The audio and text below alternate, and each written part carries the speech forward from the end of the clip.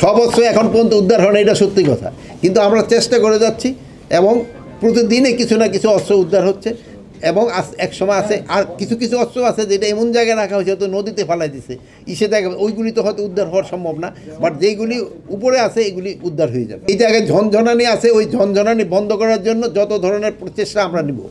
আইন শৃঙ্খলা পরিস্থিতি সুসংগঠিত হয়েছে এবং হবে, দুইটাই হলো, মানে আমরা চেষ্টা করে যাচ্ছি। এই জন্য কিন্তু বিভিন্ন ধরনের প্রশিক্ষণ দেওয়া হচ্ছে এবং আইন নির্বাচনটা যেন সুষ্ঠুভাবে হয় এবং শান্তিপূর্ণভাবে হয় এবং এদের যেন ক্রেডিবল হয় এবং এটা যেন উৎসবমুখর হয়, এই জন্য সব ধরনের প্রস্তুতি আমরা নিচ্ছি এবং আল্লাহ দিলে আপনাদের সবার দোয়ায় এটা এরকমই হবে, যেন কোনো অবস্থায় হামলার শিকার না হয়। এটার জন্য আমরা আইন শৃঙ্খলা বাহিনীকে অবশ্যই ইনস্ট্রাকশন দিয়ে দেবো যেন আপনারা আপনাদের কাজ ভালোভাবে করতে পারেন।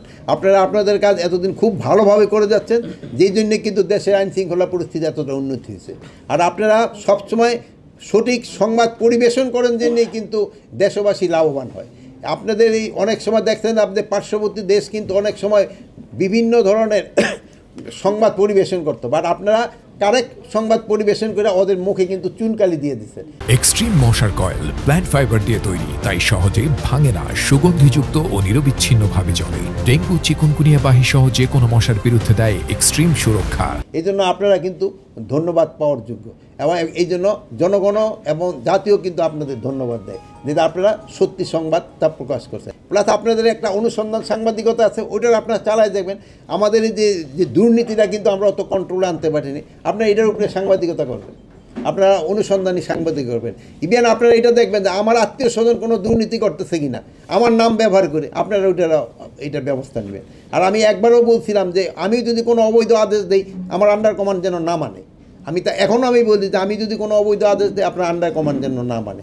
আমি কোনো রিক্রুটমেন্টের ক্ষেত্রে কারো জন্য রিকোয়েস্ট করছি কিনা, যদি হয় আপনারা অনুসন্ধানী সাংবাদিকতা করে এটা প্রকাশ করে দেবেন। তো আমি যেমন সাবধান হব, আমার আন্ডার কমান্ডও কিন্তু ওইভাবে সাবধান হবে।